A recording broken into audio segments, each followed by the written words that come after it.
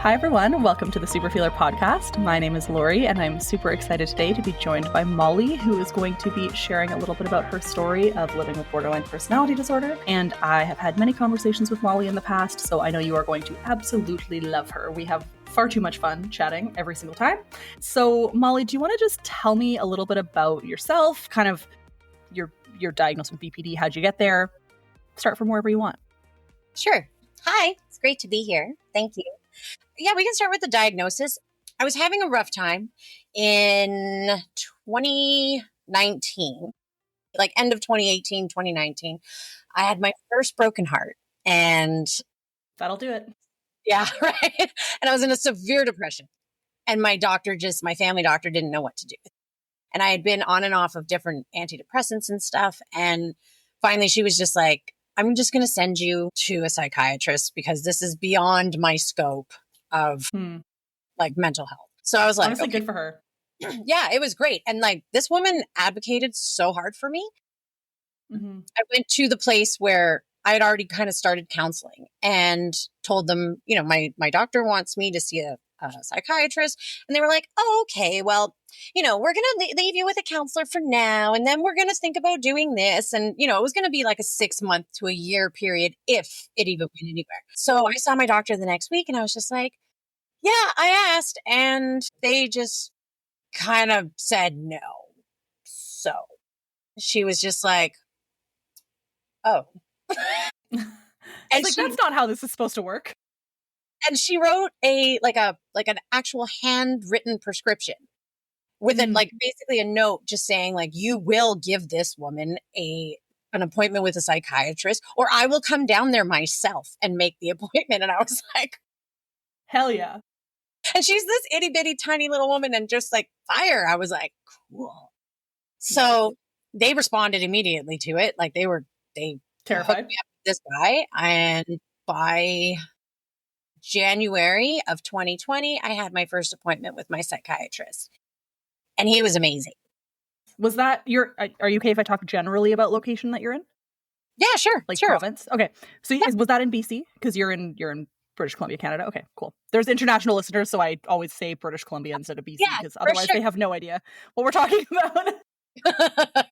So yeah, I ended up seeing him and it was a community mental health place, right? And so, I was talking to the psychiatrist, which was incredible. And he almost immediately was like, I think you might have borderline personality disorder. And I had heard the term before. I didn't know much about it. I just heard the words. Mm-hmm. So I was just like, well, I don't know what that means. Like, what's that? And he just shows me the list of criteria and he's like, have a look at this. I'm like, okay. I'm reading it. I'm like, yep. Wow. I was like, you're like, whoa, I need 5 of 9, but somehow I have 9 of 9. That's weird. Yeah. That happened. So that was like, and then from there, he actually told me he didn't want to fill my head with too much information because I'm very curious on my own and I research everything. So he was like, why don't you go look into it? And just, we'll meet again in like 4 to 6 weeks and then tell me what you find. And he kind of gave me a disclaimer, like, don't believe everything you read. There is going to be like some hate out there and some pretty awful things that you'll read. Just like recognize it and come back and talk to me. And then we'll go through some stuff, whatever. I was like, okay. So we did that and it just like everything now made sense to me. And I was like, all those times when I was younger, and it was like, I'd find myself home alone and I'm like, just this frantic panic. It's like, I'm calling everybody I know. And I'm like, it's like, somebody talk to me, somebody come over, like something. Yeah. If nobody was around, then I was worthless. I meant nothing. This is because I'm just a piece of shit and nobody likes me. I don't have any friends. And, like, it was just like that constantly. And like my best friend was like my obsession, like if they'd be friends with anyone else, I'd be like, what? I know now that they were my favorite person. Yep. So yeah, it was like everything just made sense. And I was really grateful in the beginning.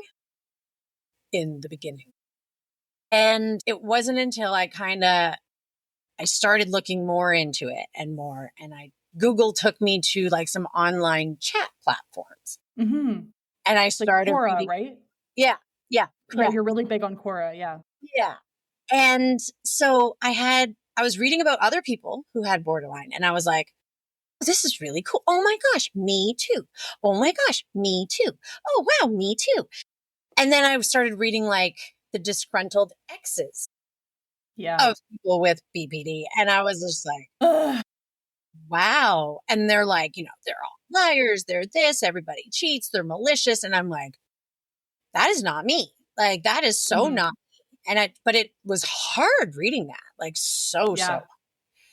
And it actually like, it affected me in a big, big way. Like I was hurting as it was. And, you Mhm. know, finding like hearing these people say this stuff about me, like, I was like grateful that I had a name for my crazy and now I could actually like work on the symptoms as opposed to just me being a fuck up, And like then I'd like to read all these people bashing me. I was like, wow, like not me, but they No, do, but it feels that way. It feels like like it's you. all people with borderline, like Yeah, all people, exactly. like Borderlines yeah, often, right? borderlines.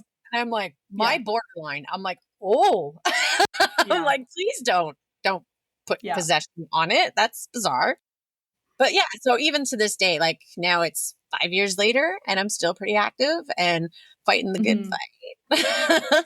So happy you're fighting the good fight. Yeah. And Yeah. so I, funnily enough, I don't spend a ton of time in those online forums because for a couple of reasons. One, my life is like about borderline and it becomes just too much. Like I need to just like think about reality TV For and like sure. not this. And so I kind of stay away from a lot of content about BPD, which is kind of ironic. But do you see anything changing over that 5 years in terms of how it's being talked about? Or is it still kind of this like, there's the positive side and then there's the like everybody with borderline is a psychopath side? Notice that there's been kind of a flip in the information about it, Mm, like on the like helpful kind of, you know, I guess like not doctor recommended, information right. about it, but people talking about it. Like there's a lot more talk about it being like a childhood trauma thing where people Yeah. are comparing it or even saying it is like CPTSD, Yeah. stuff like that. But I think as far as it goes, like partners and people with lived experience with a person with borderline, Hmm. it hasn't changed all that much. I've Yeah. also stepped back That's too a bad. little bit and I'm not as involved as I was because it was like my main focus all day, every day. And now it's not. Like Hmm. I'm kind of stepping back and doing my own thing, but I'm just kind of there and hovering around and dropping bombs once in a while. And but yeah, no, I I love haven't it. Yeah. changed. Yeah, That's too bad. I mean, yeah, I think because I've been diagnosed 13 years and I've seen change in 13 years, but it's hard for me to know if there's been change in a shorter period of time, right? Like it's the, hard to really assess it. And the stigma is so wild because then it takes away that, oh, well, finally I understand why I'm like this and maybe I'm not just a fuck up, maybe this is a mental illness. uh, And then you start feeling good and then you realize that like the world is against you and you're like, oh wait, maybe I don't want this. And it sounds like you kind of went through that process really quickly. oh yeah. So I was diagnosed in January. In July, I went through a pretty traumatic thing where I was like drugged and raped by a Tinder date. And from there, it was like, it just, it became so apparent how much stigma is left. And not just within, the people with broken hearts that we've left behind. Like it's Mm-hmm. with doctors and with like legal professionals and like the justice system in general, the medical health system in general, like the government, like everybody. And I was just like, what is happening here? Like I grew up, as much as I had family issues and whatnot that, resulted in, Yeah. um, I actually did it. I was able to I was pushed into perfection. So I watched Mm. my brother just get annihilated. And I knew By your to, parents. yeah, yeah, my adopted Yeah. parents. And Oh, I you're knew, adopted, right. yeah, yeah. And I knew to avoid it. So I was like, well, I'll be perfect because I know that Mm-hmm. he disappoints them. So I'm going to be perfect. And then I don't have to deal with that because it was a madhouse. That was just so wildly unhealthy. Was it just the two of you? Me and my brother. And yeah, Yeah. yeah. And you were Yeah, both adopted, right? 6 years older than me. We were both adopted from separate families. We were nothing alike. Like nothing. Like he's 6'4" and like 140 pounds. I'm like, I lie about my height and say I'm 5'3". You know, I didn't realize you were that short. Oh my God, that's awesome. I'm kind of small. So, and it was just like, we're totally different personalities, like everything. And we just had totally different upbringings. And I was the perfect one. Like I was the golden child because I danced and I was like gold medal winner dancer. And I was like straight A student and valedictorian and like all these things. Cause I knew if I wasn't, I'd be screwed. And I was just, okay. So then I actually had a lot of animosity towards my brother because he was obviously very messed up, getting beaten from like the time he was, I think, 6 years old, like viciously. And then I Were remember you my dad, both adopted as infants?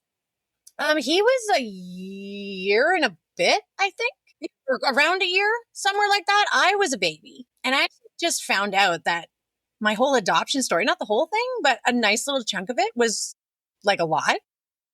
And I was like, what? Yeah, yeah. I got my adoption record and found out I was in foster care for a few days. And I'm like, you always Interesting. said that you got this phone call and had to run and come get me and you weren't expecting me and it was this big surprise. This says they held me in foster care for a few days while they decided if they were going to release me to you guys, knowing that dad had a criminal record. Interesting. Which they decided to give this baby to them anyway. Yeah, I was like, good choice.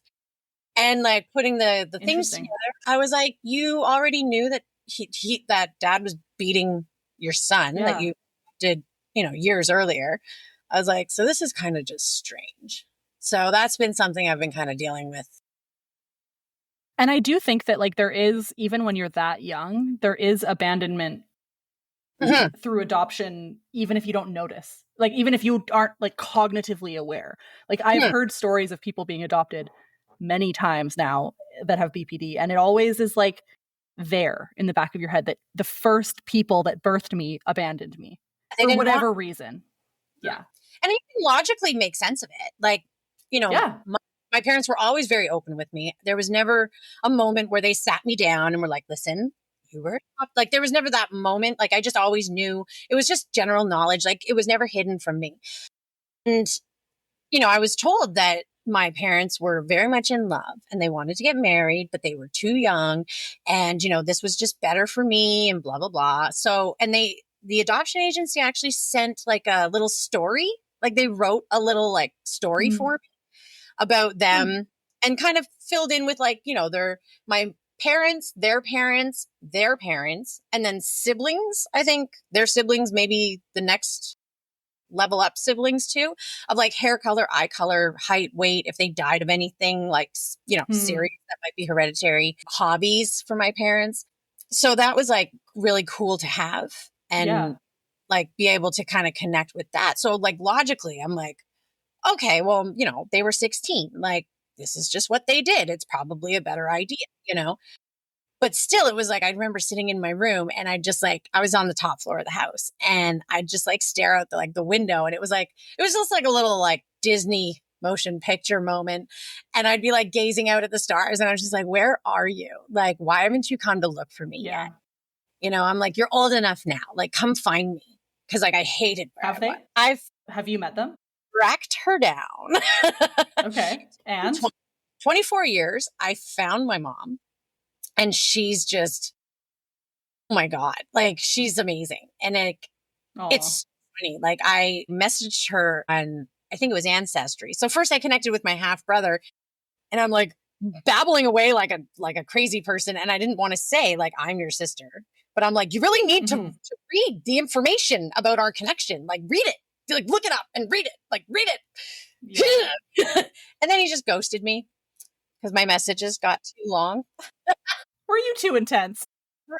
And he's like, they were just really long. I'm like, oh my gosh. My mom's like, yeah, honey, you got the brains. I was like, son of a bitch. Yeah. But so yeah, when I ended up finding her through Ancestry, she didn't do the DNA sample, but I found her through because I was using a search angel who is this amazing woman who to this day I will forever just be so grateful to her. I love this woman. And she checks in with me when I'm like at my lowest. I get a message from her and she's like, how are you doing? I'm like, holy shit, not good. Yeah. But so I just messaged her and I'm like, hey, does, my birthday, like, does this day mean anything to you? And she was like, it means everything to me. What does it mean to you? Like, I've been looking for you forever. And then I didn't hear back from her. And I'm like, what? Oh my God. I have goosebumps. That's a beautiful way of starting that interaction. That was my search angel's idea. I was like, that was great. And then the next morning at like 9 o'clock in the morning, it was right on the money, 9 a.m. And she's in Ontario. I'm in BC. So she waited till noon. Right. And I pick up the phone and I'm just like, hello. She's like, it's about time. And she just like has this explosive laugh. Like we have the exact same laugh. And we're both just like killing ourselves laughing on the phone. And like, that was the first thing she ever said to me. And I was just like, I adore you. And like, from then on, we've been so tight, and I've been back a few times to go visit. And like, I met the whole family and whatever. And I got her a watch that actually I got us matching watches. So I just got her a matching one to one I already had. And I got the back engraved saying like, it's about time, with like our date up stuff. Yeah. Yeah. So, and like, she sends me like she's gotten into this Pandora thing. So like all these like little charms and stuff that she sends have these little messages like family is forever and like all these like, adorable little things. And I'm like, holy shit. So it's been like so cool. Really cool. I don't know where my dad is. I haven't been able to find him. He kind of just disappeared off the face of the earth, but I did hear a rumor that he jumped in front of a train. So, yeah. But I don't... Well, the suicidality comes from somewhere. So... Oh, cool. So your mom doesn't have any idea? Like, your birth mom has no idea where he ended up? Because they were so young, I guess. Yeah. And, the story, wasn't as fairy tale as, it was told to me. I mean, yeah. She's like, actually, no, that's not what happened. And I'm like, okay. Like, she stayed friends with the family and stuff for a while, but he was from a really abusive household as well. And, and it sounds like there's mental illness on like both sides and whatever. So it's fine. It's been, I remember when I actually spoke to it was my dad's cousin, was the first person I'd ever spoken to. And it was on the phone. Like we connected, we messaged a few times, and then we had a call. And it was the first time I spoke to someone who shared my DNA. And it was such a big deal. And I was just like, and I didn't realize it would be that big. And then when I met my mom, like she opened the door and I literally just like looked her like up and down, like scanned her. And I'm like, I look like you. Like I actually look like you. And it was the first time I'd met someone I looked like, Yeah. And then like our personalities, the way we talk, the way we laugh, the things we say, the energy when we walk in a room, we both have the same job. Like it's absolutely insane how familiar she is, right? Yeah.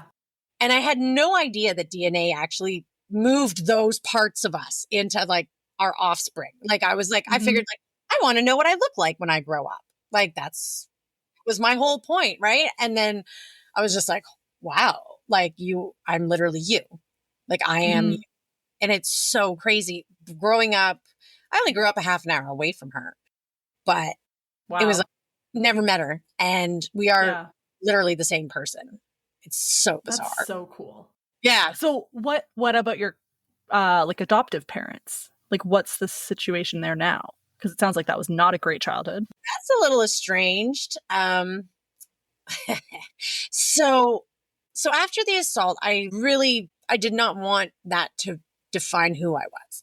I'd gone through a lot of stuff in my past and whatever, being assaulted, being whatever. But this was the first time the police were involved.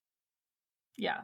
And this was like, we don't need to go into the details of it, but like you've told me about it offline, and like it's a horrific assault. Oh yeah. Like, yeah, I'm still fighting it. Like it's ridiculous.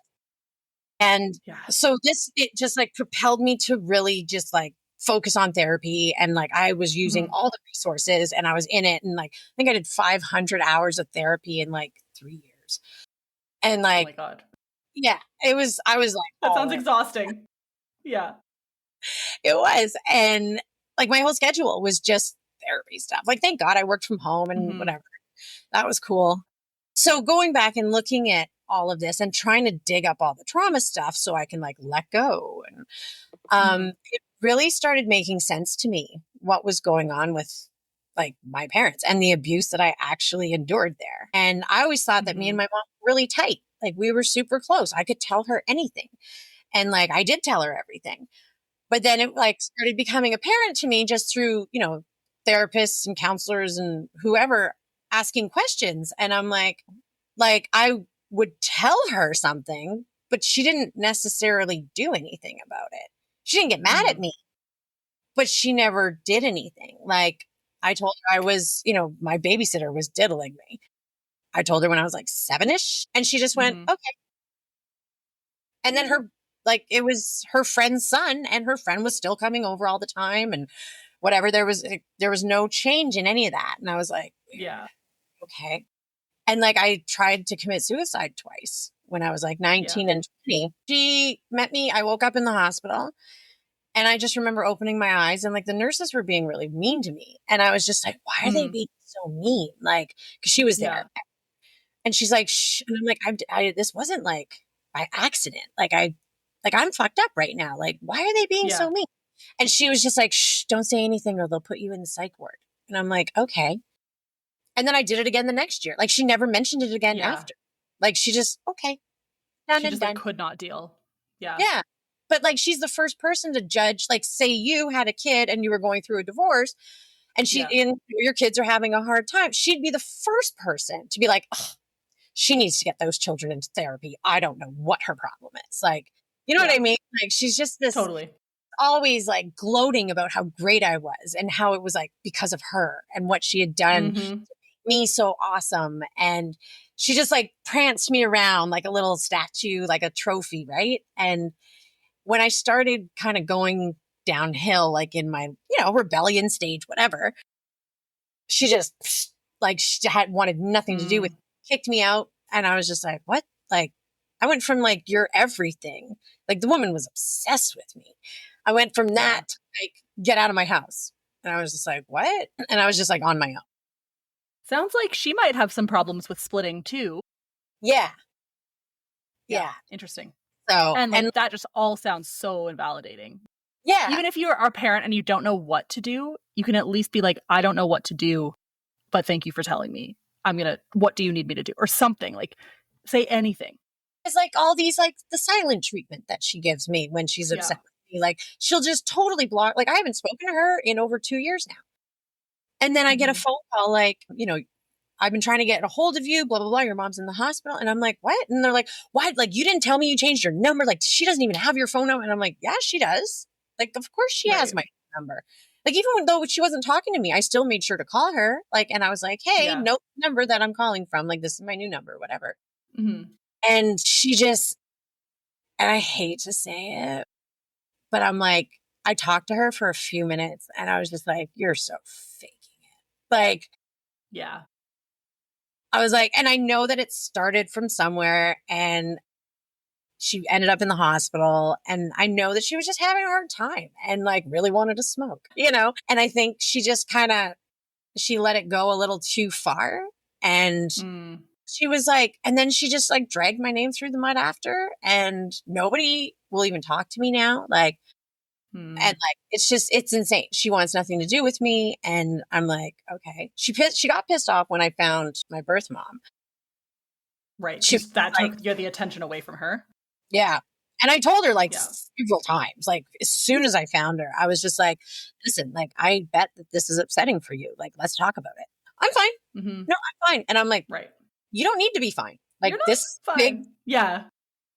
Let's like, I know you're going to be upset. You have every right to be, like, let's discuss it and whatever. And she's, oh no, I'm fine. I'm good. I'm like, okay. And then she'd just blow up and start screaming at me or whatever. And I'm just like, I'm so over you.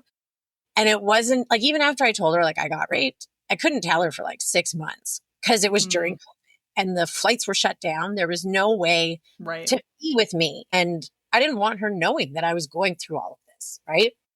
So I just ended up like isolating and I got into art. So I would make things like handbags or paintings or jewelry, whatever. And I would just mail it to people.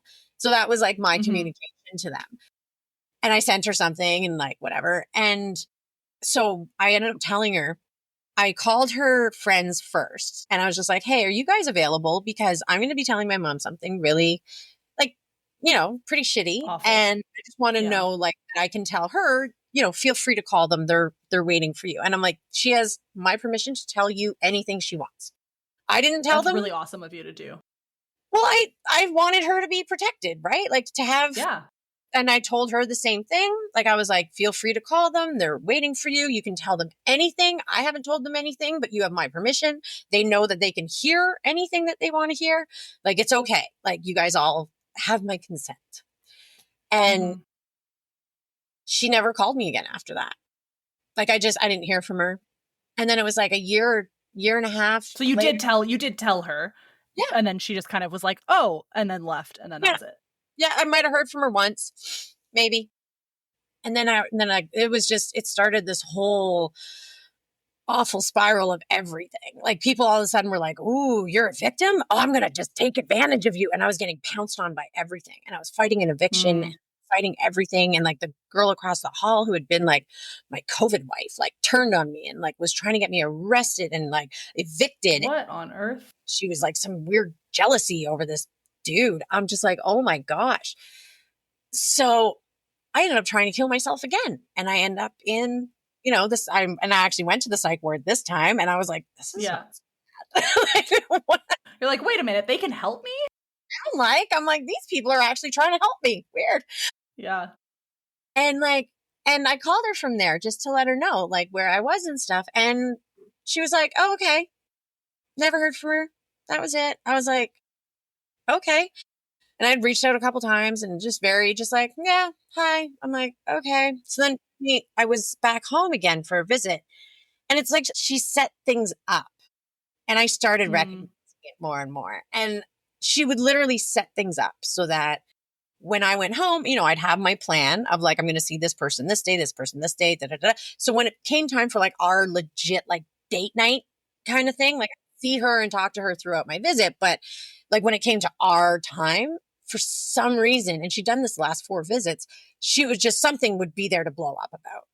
Like she'd be like, borrow my car, just take my car. It's fine. Just take my car. Just take it. And I'm like, no, it's okay. I don't need to. Like, I'm like, no. Cause then I know I need to like come back. I don't want to upset you. Like, it's fine. No. Take it. And then I come home and she's like, what is wrong with you? And I'm like, you like forced me to take your car. I don't understand. So this all started making sense. And I was like, huh. Okay. And what about your brother and your dad? I haven't talked to my brother in probably 15 years. Last I heard, he was living in a men's shelter and completely crazy. Back bonkers. He said he was diagnosed with bipolar, but the stories that come out of his mouth are more like schizophrenic kind of thing. Like he's right, like just logic is not there. Totally delusional, thinks like paranoid, thinks everybody's after him, blah, blah, blah. He's had it. Like I don't blame him at all. And being an adult, it sounds like he had it really, really rough. Yeah, like he's been homeless since he was 16. He ran away all the time, and so I have no idea what he's doing. My mom was actually the only person that he was in touch with, and she would just get pissed off because he would call her for money, and I'm like, but what else did you ever give him? You didn't protect him. Yeah, you literally just handed him to your husband to save your own ass. Like, what else would he call for? The guy's homeless. He's living in a men's shelter. Like, he's had 4 of his needs money taken away from him. Like, it's not even like he didn't want to be a dad. Like, he's literally had them like just stolen from him. Like, I'm like, of course he needs money. Like, him even calling here took balls. Like, what do you? That's fine. And you're Indigenous, right? Yes, part. And is your is your adoptive family Indigenous too? So, part of it. My biological makeup is half Portuguese, and then the other half is Scottish and Indigenous. We're actually, my family is from the Mohawk Nation in just outside Montreal. And on my adopted side, my mom is like, just kind of like a mix of like white, English, Scottish, Irish type of lady, right? And my Yeah. dad That's is, what I am. yeah, Just like all like sorts of white. a white lady. Yeah. And my dad is, he's Indigenous. I think he's Anishinaabe and Okay. like French, I believe. So Okay. Yeah, yeah, that makes sense. Like kind of yeah. So I Métis had like a little bit ancestry of there. like Indigenous like inspiration growing up from my cousin. Like my dad my dad Mm, was a racist prick, and he had all kinds of great things to say about everybody, right. gays and the Indians and the blacks, and I'm like, oh my god, Dad, stop! Yeah. Like at the dinner table, and I'm like, yeah, okay. And but my cousin's very much into our culture, so Mm, when I moved here, I had never heard of a residential school before. I'd never heard of it, and I moved wow. 31 or 32. Never heard of it. Crazy. So, and then I'm here and I'm living on commercial, and I'm just like, whoa, like this was a whole new thing to me. And I was finding myself to get a little judgmental and Mm, like racist myself. And I was just finding myself getting my own little bit of racism. And I was like, I'm not okay with this. Like, I need to really look into this and find out why yeah. there's such an overpopulation of like Indigenous people like on the street. Like, what's going on here? Hmm. So I looked it up and found out about like the murdered and missing women and the Highway of Tears and like, Yeah. the Picton farm and Yeah. residential schools. And I was just like, I remember I read this whole book in one night and it was like 3 a.m. and I'm just tears streaming down my face. And I didn't realize like they had hid my Indigenous side in my adoption records. So I always grew up thinking I was Portuguese and French. And Right. then it was like all of a sudden it was when I found her that she was like, "Oh no, like what? You don't know?" And I'm like, well, "I don't know." Wow. And yeah, so it just kind of went from there. But it was I got into for school. I actually was in I'm in the environmental studies program. So I was getting my degree in that. And so that's very much, involved with like indigenous communities and Yeah. whatever. I started volunteering at like the David Suzuki Foundation and stuff. And like I was just very into the protests and like, whatever. Yeah. And I was like, these are my people. Like, oh my Hmm. gosh, I just felt at home and I felt like accepted. And this was the first time in my whole life that I had actually felt Yeah. like that. And I was like, this is beautiful. Like everything about this is just beautiful and it makes sense to me and it feels right. And then when I met my mom and found out, my own heritage, I was like, wow, that's cool. You're like, this makes so much more sense now. Yeah. I was like, oh, neat. That's cool. So Yeah. yeah, been I work with like some like, indigenous healers and stuff. I've been learning a lot about like, native medicines and, Hmm. just how it works and trying to take care of myself that way, which I find has done a lot more for me than most therapies, which is kind of cool. Interesting. Yeah. Yeah. Yeah. Well, and the fact that you like not only didn't really know who your like biological family was and where you came from, but then to have it actually lied to you as well. It wasn't just ignorance, it was like an actual lie to hide the fact that you were indigenous. That's wild. Yeah. And like it's to the point where like my grandmother was a Yeah. resident like, day school survivor. Right, Like yeah. she apparently would talk about going to school, going to school at the what is it, the convent. She would say that she Mm, went to school at a convent and then her brother started going to school with her. And her daughters are like, your brother didn't go to a convent for school. Like that's not what mhm. happened. And she's like, well, it was run by nuns and they were very mean and whatever else and yada yada. She was like, she actually had this thing where she very much hid like her indigenous side and stuff. Like, Yeah, and that's super common. It's a survival mechanism at that but they time for sure. actually got all their teachings and stuff through their grandfather because Mm, their father who was Scottish, he thought the whole like the whole culture was just beautiful. So he would bring them mhm. out to powwows and to different things. And, I was like this like total Scottish guy. And he just like Yeah. bring them out and like get them involved and have them doing things. And their grandfather would teach them, what they knew.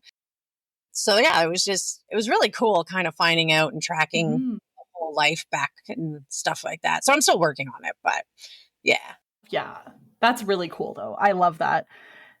And so growing up, like we've talked a lot about identity and the adoption process and how that was in itself really invalidating. Did you grow up experiencing a lot of mental illness. It sounds like you went through a lot of trauma, but obviously you didn't get diagnosed with BPD until quite a bit older. But, anxiety, depression, self-harm, suicide, were those all things that were happening when you were a kid as well? Absolutely. Like I've always wanted to die. Like as far back as I can remember. Like when I was younger, it was more like I want to get hit by a car. You know what I mean? Like I wanted something Right. to happen to Yeah. me. I wasn't going to do it myself. And then as I got older, it was like, hey, I can do this myself. um, Mm-hmm. and like I think I started cutting when I was like 8 or 9. I remember being like Right. really small, but then I would just put a shirt over, and we had a pool in the backyard when I was growing up. And I remember my dad, one time I came downstairs and my dad just picked me up and like threw, and I'm like, no, no, no, no, no, no, no. And he threw me in the pool, and it was like the chlorine just like stung. Oh, it stings so bad. Yeah. And I was like, bah! And I just like screamed and like hopped right back out. And they were just like, what's her problem? Like it was not, it Yeah. was weird to get thrown in the pool. Like if you were walking by Yeah. and there was someone there, you'd get shoved or thrown or whatever. And that was just part of life. And like my reaction just kind of threw everyone off. Nobody ever asked about it. And it was like I was dealing with depression from like super young. I don't even know how young, but like I had diagnoses like, back when I was like at least 19, but Mm-hmm. probably before that even. Like there was notes from my teachers and stuff that, that there was something going on with me Yeah. and they just couldn't figure it out. But I was like this like charming student and whatever. But when things would happen, it would happen big. Like I got Mm-hmm. caught drinking at school when I was like in grade 6, and they're just like, what? Like I was like the first kid in my school to smoke. Like, you know what I mean? Like Right. stuff like, and I'd skip school all the time. Like even when I was like in like little elementary, like 3, 4, like grade 3 and 4, like I'd skip and just Mm-hmm. go to go to the store and go buy stuff, whatever. Do And whatever you want. Yeah. yeah, I just did whatever. And I had like no, I did things well because I had to, not because I wanted to. And I just like, I had no dedication to it. Like even when I quit dancing, because I was like a semi-pro dancer, and I left it and I was like, okay, peace out. And that was it. I just left. Right. I was there because Which is so funny because you're such a passionate person, yeah, right? Like when I talk to you, you're so passionate. And so to feel kind of like flippant about the things that you were really good at is interesting. But I get it. You're just trying to make your parents love you and not hurt you. yeah. And it was like a lot of the kids I danced with like went on to become teachers and open their own studios and Mm-hmm. whatever, right? Professional dancers like on Broadway. And I was just like, okay, bye. Yeah. And I was one of the top people at the studio. And I was just like, Mm-hmm. yeah, whatever. Later. I had no love for it. I didn't care. I remember I came home Do you one think time. that had something to do with like, sorry, go ahead. No, I was just gonna like one time I came home, I was like so fucked up. Like, oh my God. We smoked a joint. It was like grade 9 or something. And like Yeah. I went to this guy's house and we smoked a joint. And they like, I don't know if it was laced with something. I don't know. But I was tripping balls. Like I was visually hallucinating. I was auditory hallucinations. Like I was just freaking out. And I missed the bus that I was going to take home. I had to call my mom. So she comes and picks me up. And I'm literally like in the phone booth at this little plaza, just like, it was like fear and loathing. Like I was just Yeah. like tripping balls. I don't think I've ever actually tripped like that before since then. Wow. Like we get back and there's no way she didn't know. Like there is absolutely no way she didn't know. And when I got back to They're the not house, that dumb. she was just like, she was mad at me because we missed dance class that night. Well, you've Mm-hmm. missed dance. And I'm like, is that it? Like that was always what she was mad about, as opposed to like, I'd come home like wasted drunk or whatever. And like, she's like, well, you missed dance tonight. And I'm like, okay, is that it? It was very bizarre to me at the time. But now I'm like, well, that was her out. That was like the way she got out of the house. And it was up to me to Yeah. get her out of the house. Right. So yeah, very weird. So I did like, yeah, my dance career was essentially for her, which was just awful. But, and then that even led to like Yeah. eating disorders and everything else. Like you grow up from the time being told you'd be perfect if you lost weight. Like I had like 3 to 4 adjudicators I'd have 1 solo a year, maybe 2. And then I'd go to 5 or 6, maybe 7 different like competitions. There'd be 3 to 4 adjudicators at each competition. And I did this for like 6 or 7 years. And Mm. every single judge would write down or record, she'd be perfect if she lost weight. Every single one of them. And then we'd have to read these out in front of everybody. And like, I just hated myself. Like, I hated how Yeah, gross I was. duh. And like, now I'm like looking back and I'm like, you assholes. Like, what kind That's of asshole fucked. speaks to a child like that? And then my mom to not do anything about it, like, just like kept me in Yeah. there, pushed me harder. And I'm like, And how old are you again? now I'm in my movies. I'm like in my mid 40s. Okay. So this would be also around the time, maybe slightly earlier, of like, I don't know if you see these things about like when we were, or I'm a little bit younger than you, but you know, the heroin chic, like Paris Hilton, Yeah. Like the Kate Moss. Kate Moss, yeah, you know all of them. And like when we used to think Jessica Simpson was fat and she was Yeah. like not at all fat, and we used to think Britney Spears was fat and she was not at all fat. And you're just like, holy shit, no wonder like millennials are fucked. Like millennial women Yeah. are like Totally. fucked. Like I don't know if I know any millennial women who like didn't go to Weight Watchers at some point in their life. It's just so sad. And then you think about like your parents putting you into a situation where you're literally, oh, she'd be so good if she was skinny. Like, oh my God. Like as soon as I No wonder found we have eating disorders. stimulants, I was like, because I Yeah. remember crying to my dance teacher. She was giving me shit because this thing didn't tie up properly, and it was picture day or whatever. And I was like, I'm sorry. And she's like, I was bulimic. Why can't you be? And I'm like, I'm so sorry. I'm trying. And like nobody said a word. Like nobody fucking cared that this interaction was happening in front of everybody. And like, and then I got introduced to like ecstasy and stuff. And I was like brought into the rave scene, and I was like, what? Whoa. Like I 30 pounds immediately. And I was just like, oh, this is the best thing ever. And then like after about a year and a half of that, I was introduced to cocaine, and I'm like, oh, another Even 30 better. pounds. And I went down to like 98 pounds at one point. Still thought I was huge. I had to sleep with like a pillow so that I didn't leave bruises on myself. And like, I still thought I was gross and fat. And I was just like, I'm looking back and I'm like, my life was not perfect at that point. Like, I'm like, they lied to me. I lost weight. I fucking like shedded everything. My abs were ripped. Like I would look like flawless. And I'm like, my life is not perfect. Like now I'm just like targeted as whatever. And I, started getting like assaulted even more. My life didn't get perfect. Like my life got it's funny how that works. a lot worse. And I had done, I'd done a photo shoot. Like in Toronto, they have the Sunshine Girl, page 3 of the Toronto Sun. And it's like this all hot chick in a bikini. Okay. And I did it twice. And I was on, page 3 and whatever.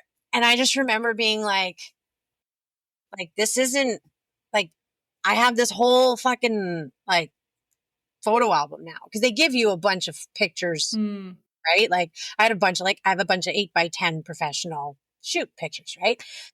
And like, a bunch of my friends, I've seen them, whatever. And they're like, oh my God, you look so great. Like, why can't you do that now? Like, see, you can do that now. You can be, and I'm like, do you know where I was in my life at that point? Like, no, like, that's not who the goal. Want to be. Like, that is not who I want to be. Like, I did whatever people told me to do at that point. Like, I was just like, okay.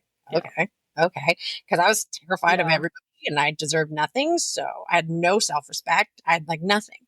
So that was really gross, but yeah. Yeah. People equate thinness or like losing weight with being healthy. And it's so funny because there's so many times losing weight is the opposite of healthy. Yeah. Right. Like there's a healthy balance, but that's like another thing. Just because you're losing weight. It's stupid. And like, I'm on Quora too. And there's a lot of fat shaming and stuff. And I'm like, who are you to say? Like, okay, if I'm obese and, my good friend is like, I'm really worried about you. Like, let's your health. Like what's going on with like, yeah. Or even like, you just put on like 30 pounds out of nowhere, you just went through something traumatic. Like, let's figure out what's going on with you, whatever, right? Like, I'm worried about you. But I'm like, to be a stranger and just be like, hey, you're fat, you're unhealthy, you need to get skinny. Like who the fuck are you to talk to anybody like that. Like, I'd love to lose a few pounds now, but I'm like, it'll happen Yeah. when I decide to work out. Well, and like it doesn't mean that you're more or less healthy. There's so many other indicators of health, Yeah. and we just focus on this one. Yeah, it's a wild world out there, especially on the internet, especially now because all these like fat celebrities that were like, "Oh, body positivity," are like suddenly really skinny. Weird how that works. Right? Yeah. You're Yeah, like, it's weird. fuck off. Yeah, anyways. So random. Okay, so you talked a little bit about using stimulants and stuff to lose weight, which totally makes sense. I'm curious what your have you done DBT or any treatment? Yeah. So And I that's did, been helpful. and then I did 2 rounds of the full DBT, like once a Nice. week. Well, was it once or twice a week? And then it was Might have like been twice. 2 hours each session, or 2.5 hours, something like that. And it was helpful. Yeah. Yeah. I'm not a huge fan of it. It has helped Mhm. in like slowing me down. Like, Right. instead of just like and like Yeah. freaking out on people, I can like, I just remember stop. Stop is like my Yeah. go-to. And I'm like, stop. And literally, because the first letter is stop. And I'm just like, this Yeah. one's easy. And like, Totally. I just like, wait a minute. Okay. Feel free to like write the letter, do whatever you need to do, but just take a minute. And it forces me to slow myself down, which Mhm. has helped a lot in like a lot of situations. But then I find other people are so fucking stupid and hard to get along with. I'm like, it's not just me. Like, it's not No, me it's not. being all Nope. BPD and shit. Like, I'm like, you people are literally antagonizing me. Like, people have treated me like utter shit. And I'm just like, oh, well, you're having a BPD moment. And I'm like, oh no, I'm No, having no. You're you're an having ass. a fucking douchebag moment. I'm like, Exactly. it's not me, it's you. Trust me. I'm like, any reasonable person would not be impressed. I'm like, I just happen to be a little bit more vulgar in my fuck offs. Like, sorry. Yeah. I'm more willing to be like, go fuck yourself, you're a horrible person. Yeah. Yeah. But that doesn't mean that you're not a horrible person when nobody else says it. And like I think that when we talk about the people who have dated people with BPD online and they're always like, "Oh my god, she was so borderline, blah blah blah." All of my ex-girlfriends are borderline. And I'm like, "Oh, that's Right. probably because you're treating them like shit, actually. Right. Chances are they're not all borderline. Chances are that's a you problem and you're making them feel like shit because I'm borderline and my husband's great. And I don't freak out at him because he doesn't antagonize me." It's a very different situation. Because we Yeah. also And give I the look don't have to argue it. one, right? Yeah. Like I'm one of the most caring, giving people I know. Like, I will do anything for anybody. And like, Hmm. when someone's pissing me off, I'm like, hey, so just FYI, when you do this, it really drives me crazy. It makes me feel this way. Hmm. This, da da da. Can you just please not do that? And it'll be something like, can you not say you're on your way and then show up 6 hours later? Can you do that for me, please? Literally. Right? I have Yep. literally have men do that. Yep. Yeah. And then they get mad at me for being mad. Yeah. And like the first time, No, thank you. feel about it. And I'm like, hey, so this actually hurt my feelings. I feel like, like I don't matter. No, no, no, no, no. Like, can you just help me out here? Or Sure, like of course, I'll take communicate. it. Like if something happened, communicate. That's fine. And then the second time when it doesn't stop, I'll be like, hey, so remember when we had that talk and you said, Hmm. thanks for letting me know, I'm going to take care of that? Yeah, but it's still happening all the time. So are you going to take care of that? Of course I'm going to take care of it. Don't worry. Don't worry. Okay, thank you. When it comes to the third time, I'm just like, what the actual fuck is wrong with you? You piece of shit. And by this point, I've I've blown past even just like, you're an asshole. Like, I'm like, you're a Yeah. fucking degenerate. Like, all you do is care about yourself. You fucking piece of shit. Like, then I just like lose my mind.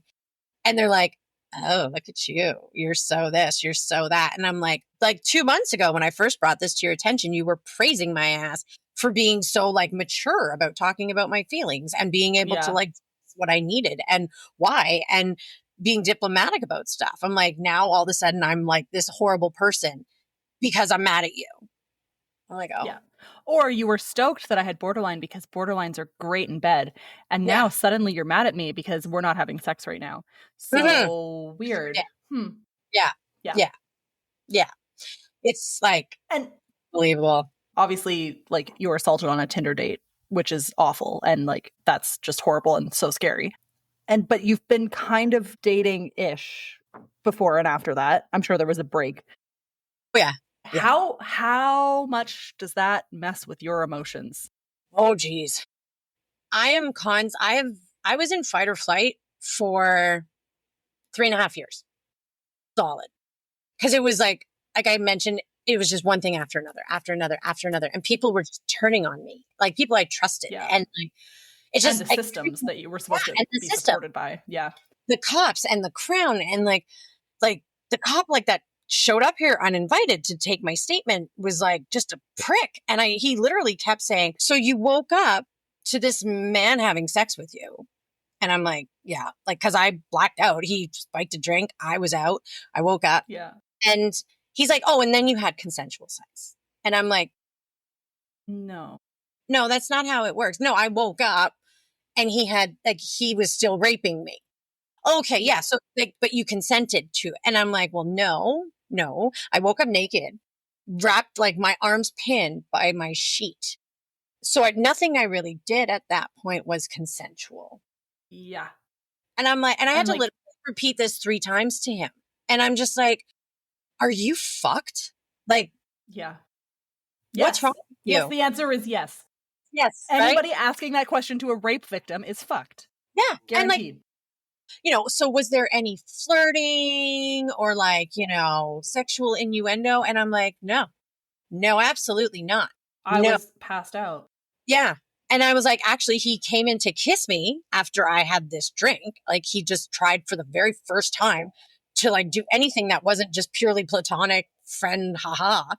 And like he tried to kiss me, and I literally put my hand on him and was like, "No, we're not going there." Like I wasn't flirting with this guy. I had no interest in him. The only reason I even agreed to this is because he was the only one that didn't send me dick pics and talk to me like I was a whore.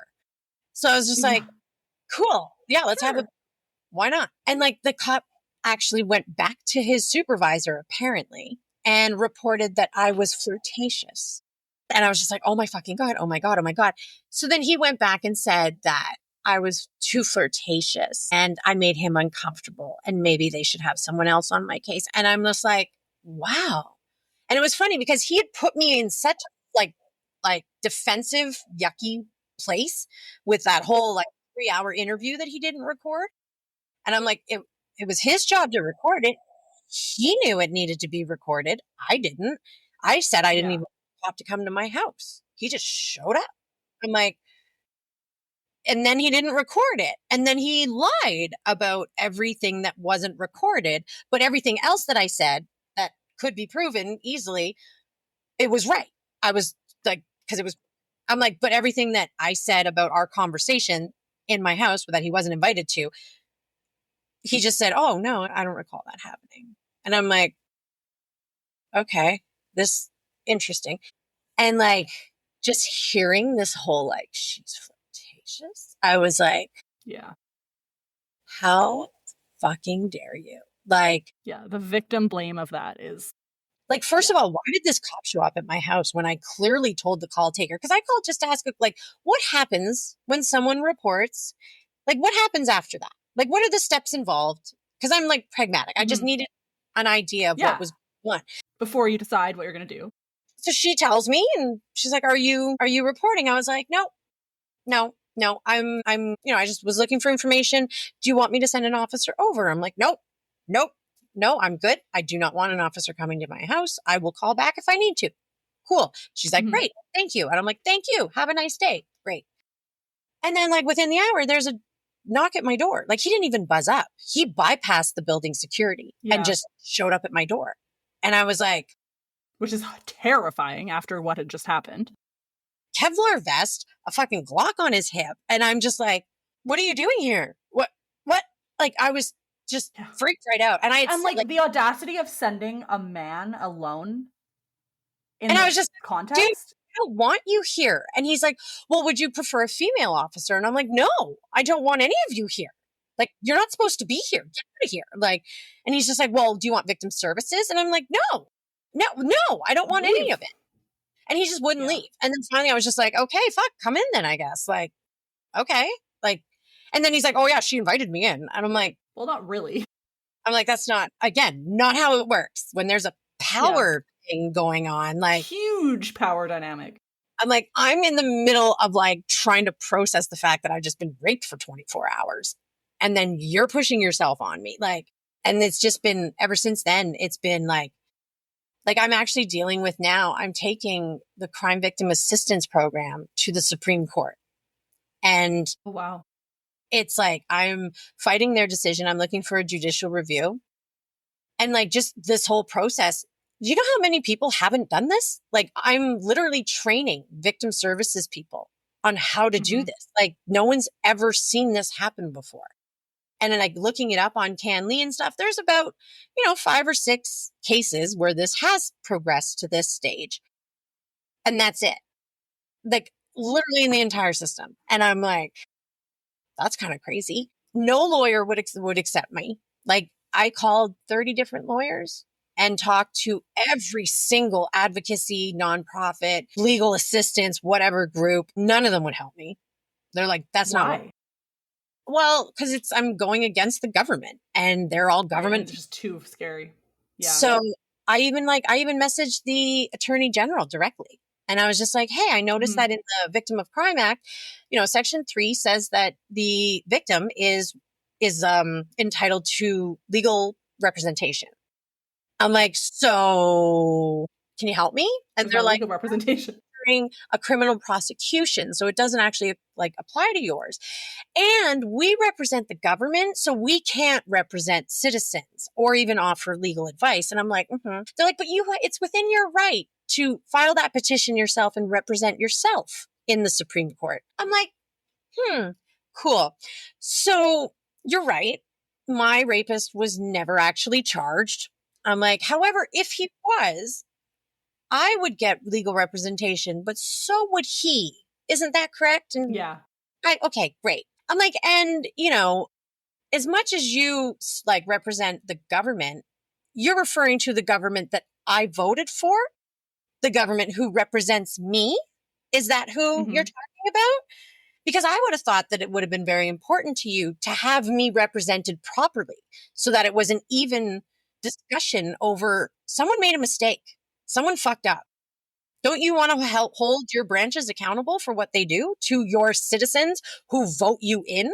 Is that not, am I not right there?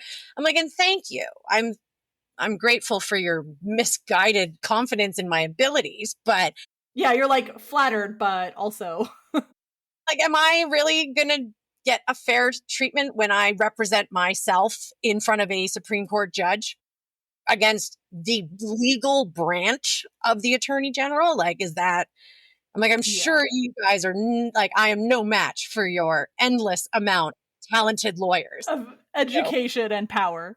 Speaking of power imbalance. Like, I was just floored. So I'm like, wow, it's been so degrading. And like the medical exam, they had a medical consultant help them make their decision. And they didn't even tell me if he was a doctor. They just said, like, we passed decision about whether or not you were raped. Say no to me for like benefits and stuff. And it's right. Okay. 4 years now. I've been fighting for this for 4 years and they've just been like, no. And I'm like, this ruined my life. Like, I had it pretty good. I was depressed when I got diagnosed because I'm dealing with a breakup. Who the fuck isn't sad? Like, yeah, it happens. Also, it was COVID. Yeah. And I was working 2 jobs. I was in school. I was rocking COVID. Like, my life was pretty good, actually. I had just bounced out of my depression. So I was like going to yoga again. And then, COVID hit, whatever. But like, I was living a good life. And then all of a sudden this happened and it just went to shit. And they were like, oh, it's your pre-existing conditions. And I'm like, it's not though, because it says in your act, in the Crime Victim Assistance Act, that pre-existing mental health conditions they don't disqualify you. I'm like, and it does say in order to be even considered for these benefits that you needed to be working at the time of the offense, which I was working Interesting. 2 jobs, and I was going to school, and I've got like a 3.5 GPA. Like, pardon? Yeah. I was making more than either one of my parents have ever made. Like, why all of a sudden? And I gave them everything. I gave them my like notice of assessments from the CRA for years, like going Yeah. back to 2015, just to show them like I've always been working, like I've always been multiple jobs and doing things and busy and whatever.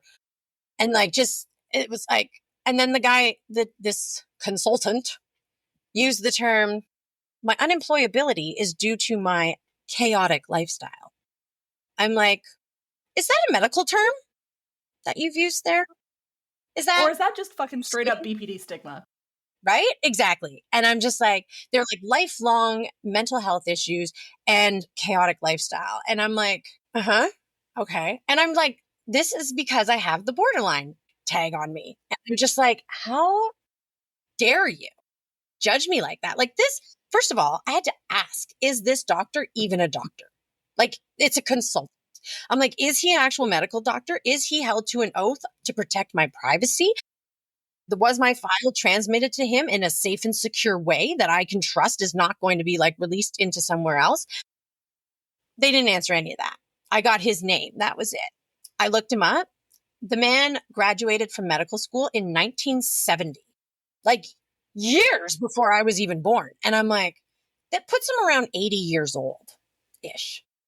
And I'm like, dude, are you sure you were the right person? And I had letters, I had support from like my psychiatrist, my therapist, my victim services worker, like my trauma counselor. Like, I had like the rape crisis center totally supporting me. Like, Mm-hmm.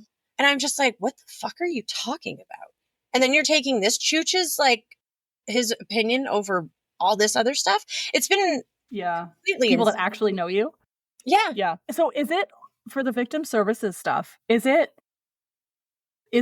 being, I mean, obviously there's a whole bunch of systemic barriers here, but is it also more challenging because there was no criminal charge? Like, No, would this have, I don't think, okay. And no, you didn't want to press charges? Is that what happened? Or like, was there, I did. I was unsure about it in the beginning, yeah. but I decided like, no, I am like, fuck this guy. Like, I want to nail his Yeah, ass. 100%. Because he's doing this to other people too, I'm sure. Oh yeah. I've been online and, part of these different groups for women that are like, dating online and stuff. I've talked to 7 or 8 other women that have dealt with him that have had very negative situations, not to my extent. But then one woman, I talked to his next victim, or at least one of them. Just he drugged and tried to rape her in 2024. And I talked to her, and she's too scared. She reported it, but she's too scared to move Yeah. forward. Like, she told the cops about it, but when they asked, Fair. like, going to move forward, she was like, no, like, this is it. I just want it to be noted so that you guys are aware. Meanwhile, with my thing, the Crown didn't want to move, like, the charges, like, the request for charges was submitted with the cop writing, I don't know if a crime was actually committed, so I'm just going to turn this to the Crown and they can decide. And I'm like, you don't know? Really? And I was just like, whatever. But then she wrote him a letter because I had to call the Crown myself and find out why she Mhm. chose to move forward. So I figured out who to call, whatever, called her, and I'm like, hey, it's regarding police file, blah, blah, blah. And she was like, right, yep, okay. And she's like, I was very disturbed by what I read. And I wrote him a letter. I'm like, ooh, The perpetrator? yeah. And I was like, Huh, okay. is your letter heavily worded? I was being a bit of a snarky little shit. And she's like, actually, yes, it was. And I'm like, okay. She's like, and it's going to be hand delivered by a police officer in uniform who showing up at his door is going to be very intimidating. I'm like, check. Yep. Yep. That is intimidating. Yep. Yeah.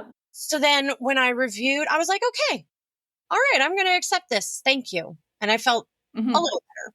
So then when I got my police file that I ordered through the Freedom of Information Act, I read the cop called him, asked him for his email address because they know who he is because his phone number was in the system. I don't know who he is because he gave me completely false A identity. fake name. Everything. Yeah. And so I'm like, so you guys know who he is and you're not going to tell me? And like, I get it to a point, but Yeah. I'm like, But still. so I'm like, this cop did not show up at his door. He called him, got his email address, emailed him this letter, this very threatening letter, and then called him back to read it to him over the phone.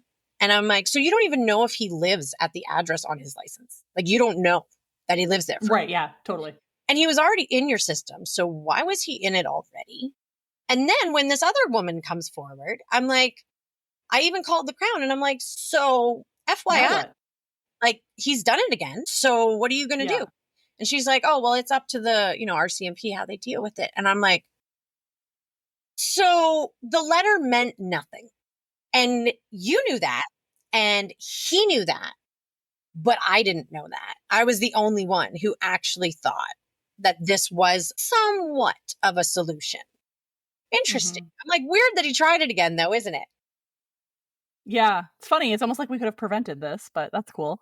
I was like, I wonder how Oh many my God. people have done this. Like, and just everything I've looked into and found out, and it's just been like everyone comes back to, and whether it's government or police or medical or my friends, my family, my whatever, it all comes back to having a borderline moment.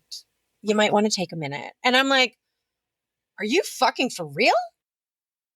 I just found out that my therapist's office released all of my records leading up to the rape, not after the rape, that were a request. They gave them everything leading up to it. And I'm like, this is a massive breach of my privacy. And people are like, maybe just take a minute. Like, yeah. Maybe just don't be so sensitive. Like, oh, so everybody's after you. And I'm like, no. Feels that way. Not what I said. I said this happened. This specific thing happened, and it did. So I'm like, are you saying that didn't happen? Do I not have reason to be upset right now? Like, but it just, oh yeah. So I'm just like, oh my God. I'm like, on my craziest day, I would still take you in any kind of mental health contest. Like, I would outsmart you any single. So yeah, I've been fighting this by myself, totally by myself for 5 years.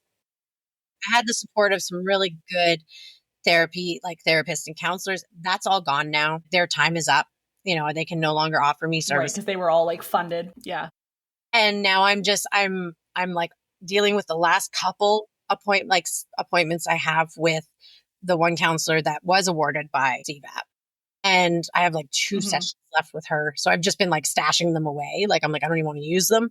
Right. Just in case. So now it's like, I'm at the point where I want to be back again and I want to be part of life and I'm ready to move forward and to like come out of it. And I can't. Like, I've been trying to for like a couple years now, and they just keep like, and then I get another decision. Like, they ignore everything I say and they just, oh no, but you've got these pre-existing long-standing mental health issues. And I'm like, the fuck? Like, it's just been. Yeah, that doesn't mean that what I'm going through right now isn't valid or extreme. It just means that there's a history of things. And that's like the whole, do you even get diagnosed, because then it could be used against you, and but then the diagnosis is so important for validation and understanding ourselves and getting treatment. Like, your situation is such a, like, sadly good example of how BPD stigma can impact lives in really messed up ways in all sorts of complex systems. And it's so frustrating. Yeah. Like, and it's been with even like dealing with the ministry, trying to, I got a cash gift, like an e-transfer from the mom I just met. I just met her and she sent me like an e-transfer for Christmas. And I got the notification email and it was like a little note like, hey, I need, sorry, it's a little like I could have sent it earlier or whatever. Anyway, Merry Christmas. Hope you're doing well, blah, blah, blah. Love, Mom. Cool. And then I report it on, like, because I'm on disability right now, trying to deal with everything. And they took it off of my payment. And I was like, so I call and I'm like, hi, like. Because they considered it income? Well, yeah, but I'm like, this is a gift and gifts are not deductible. And he was like, well, I'm going to need proof of that. And I'm like, okay, I can send you the email that I received from like the bank, just like the notification that you have it. And he's like, well, I need this, this, and this. And I'm like, well, that's all in there. Like, it says the bank to bank, from name to name, and a little Yeah. note. It's all on there. And he's like, no, I need a letter from the sender, like a written letter from the sender explaining who they are, where they live, why they sent this money to you, blah, blah, blah, blah, blah. I'm like, Good so Lord. you're going to force me to tell this woman who I just met, who I've searched for 24 years for, that I was raped, which caused me such incredible PTSD that I'm now on disability. And now the disability office doesn't trust me. And I need her to prove this now. I'm like, you're going to put me in that This position? nice gift of hers. I'm like, oh, wow. Okay, that's cool. Cool. And I was like, can I not just give this? He's like, no. He's like, and if you don't bring me that letter, he's like, I'm deducting it. And I would have been evicted because that was literally, it made it like less than my rent. And I'm just like, okay. So I wrote a letter to the minister after, and it ended up going to the wrong minister. I don't know, whatever. And he forwarded it to the other one. And I get an auto response, like a copy and paste from their desk. And it was like, oh, blah, blah, blah. Basically, like, you're right. You're right. You're right. Like all the things it said. I'm like, yeah, that's what I'm complaining about. Yeah. That was it. And they just never, and I responded like, yeah, I know that gifts aren't deductible. I know this. And this is all in my letter. Like, I'm telling you to train your staff Did you better. read it? And Yeah. what are you doing? No response. That was it. Gone. And I'm like, yeah. Okay. Like, so you lose your voice. Like you lose your voice completely. And I'm not accustomed to that. As much as I've been through trauma and I've been abused and I've dealt with all this stuff, I've always carried myself loud. And I've always been, I've been respected as like a white person, first of all. Like I was brought up as a white girl. And, as much as like the female side of thing, I definitely have been faced with a lot of misogyny and stuff.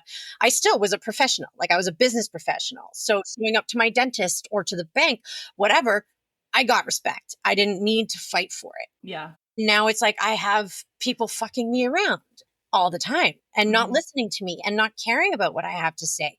And it's like I speak to the men in my life because like most of my friends are guys. And I talk to them and they're just like blown away. Like they don't even know, like this would never happen to them. Comprehend what's going on. And then I met with like, I got quite involved actually with a lot of women that like, with addiction issues or, sexual assault and like just different groups and stuff. And like murdered and missing women and everything. And they literally just laugh while I'm telling my story. They're like, yeah. And then like, let me guess. And then they said this. Yeah. I know. And I'm like, how do you know this? And they're like, that's because the it's way so it is. common.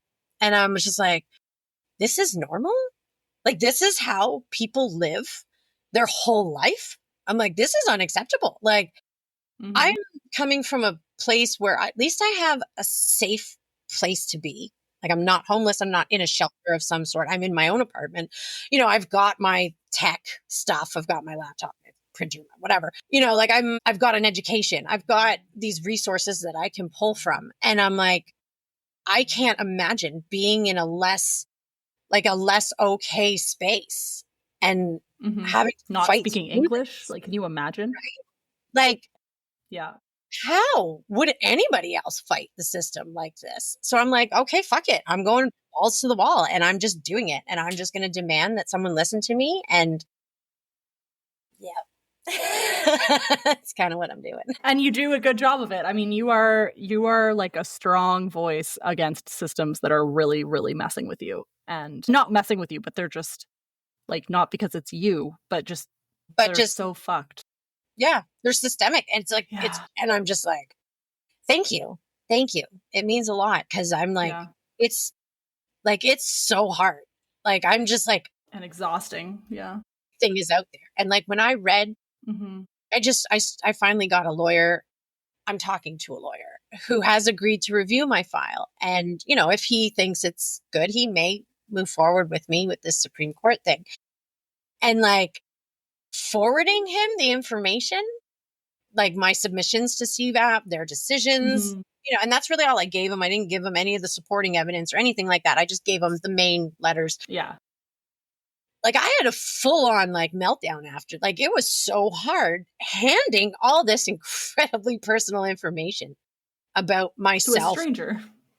to another person. And like, I've literally had to tell so many people about my sex life and my like addictions throughout life and the abuse I've suffered and like the rape and like everything. I'm like now having to fight my school for it. Like, cause I took some time to deal with all this and I'm trying to go back and they're like, oh, we've implemented a time limit now. So you might lose 36 of your 60 credits. And I'm like, what the fuck? Like you told me I could take time and I didn't need to worry about that. You said take time all the time I need. Yeah, it's a new policy. I'm like, well, fuck you. Like, you don't get to do this. I'm just like, I've invested $10,000 of my own money into this. I need 6 credits to graduate, 2 classes. I'm like, and now you're going to tell me that this was all fucking for nothing? Like, yeah, just so they can make more money. Real? Like, I'm just, oh my God. I just sent an email yesterday to the registrar's office and I'm just like, fuck out. Like she's like, because when I submitted it just over 4 weeks ago, because there's an appeal process. And I'm like, hey. Yeah. And the girl was like, great, received, usually takes about 4 weeks. I'm like, great, thanks. 3.5 weeks comes up. I'm like, hey, just wanted to check in and see if, we're still on track for 4 weeks. It might take 4 weeks. It might take longer. We can't guarantee anything, as my colleague has already told you. And I'm like, by the time it's been 4 weeks, you should have an idea of your workload. Like, are you fucking kidding me right now? Is this even in the queue? Right? And she's like, pass this along and let the registrar know that, you're inquiring and would like an update. That was over a week ago. So I'm like, it's now been over 4 weeks. It's been over a week since I asked. And you haven't offered anything other than, we already told you it might take 4 weeks. It might not. I'm like, do your fucking job. Do your job. Yeah. Like, it is not unreasonable to expect you to have some kind of timeline for a person. No. The application has been in for 4 weeks and it typically takes 4 weeks. So where is it? Like, where is it? Yeah. My registration date is on Tuesday. So shit. Yeah. So you kind of need to know. I'm obviously not going to register if taking away more than half my credits. Yeah. Because then why would you bother? My last question is, what are your favorite parts about having BPD? There are parts that I definitely refer to as my superpowers. Yeah. Stuff I questioned when I first was learning about my diagnosis. But like my ability to kind of just read people and, just pick up on the way someone's talking to me and words that they say and like instantly know if you're hiding something from me. Yeah. And like, I may not come up with the right story as to why. I usually do, but I'm not always. But I know that something's going on and I call it instantly. And that was kind of what led to the assault and stuff, is that I literally just ignored every voice in my head that was telling me to be careful. This guy's fucked up. There's something wrong. And I was just like, no, skewed perceptions. Don't listen to any of them. And then look. And then. Yeah. So I love that. Like, I feel like it's a blessing and a curse. I kind of wish sometimes just be, clueless to everything. And I think that BPD is, I don't know if it's, one of the pushing factors, but like I have this drive that I don't give up. Like maybe that I think it's one of my things that I am kind of a little obsessive and, like I don't like being told no. And I fight back against things. And I think it is part of my heightened emotions and stuff that probably drives me to that. You know what I mean? Mm-hmm. So I think, my ability to kind of assess situations and people, and then just my like overactive need to fuck people up. Oh, I love it so much. Well, Molly, thank you so much for sharing with us. It's so good to hear your story. And I know that like there's so much in there. If you ever, have updates or anything like that you want to share, you can always come back and we can talk a little bit more. But for sure. So lovely. For sure. I would love to. Thank you so much. Thank you so much for listening to the Superfeeler podcast. This episode was recorded on the traditional and unceded territory of the Matsqui and Sumas First Nations. If you'd like to learn more about the Superfeeler podcast, share your story, or participate in the Superfeelers Club, which is our peer support group, it's totally free, virtual, and open to anyone who experiences intense emotions or has borderline personality disorder, please check out the link in our show notes or go to laurieedmondson.com. If you would like to support the show, we would very much appreciate it. There's an option to do monthly small donations at whatever denomination you'd like, and you get bonus content, extra resources, and extra connection to me throughout. That can be found on patreon.com/superfeeler, or again in the notes below. Thanks again, and have a great day.